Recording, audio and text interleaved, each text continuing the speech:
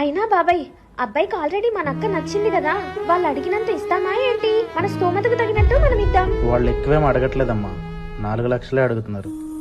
కానీ అది నాకు ఎక్కువే కదమ్మా. రాకేష్ వాళ్ళ నాన్నగారు మీరేనా? నేనే బాబు. రాకేష్ కి 2 నెలల క్రితం చచ్చిపోయాడు బాబు, యాక్సిడెంట్ లో. నాకు తెలుసు బాబాయ్, మేము టీడీపీ ఆఫీస్ నుంచి వచ్చాం. మీ అబ్బాయి సభ్యత్వం తీసుకున్నాడుగా, ఇదిగో 5 లక్షలు. 5 లక్షలా? నాకేం అర్థం కావట్లేదు బాబు. ఈ 5 లక్షలు మీకే. మీ అబ్బాయి సభ్యత్వం తీసుకున్నందుకు. మీ అబ్బాయి యాక్సిడెంట్ లో పోయాడు కదా, అందుకే ఈ 5 లక్షలు టీడీపీ ఆఫీస్ నుంచి వచ్చాయి.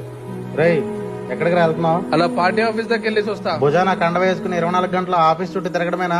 వేరే ఏం పని లేదా నీకు? నానా, నేను భుజాన్ని వేసుకొని తిరుగుతున్నది కండువ కాదు, మన భవిష్యత్తుని. ఏదో ఒక రోజు నేను లేకపోయినా ఈ కండువ నా బాధ్యతను గుర్తు చేస్తుంది. ఈ 5 లక్షలు మీకే. మీ అబ్బాయి సభ్యత్వం తీసుకున్నందుకు. ఏదో ఒక రోజు నేను లేకపోయినా ఈ కండువ నా బాధ్యతను గుర్తు చేస్తుంది.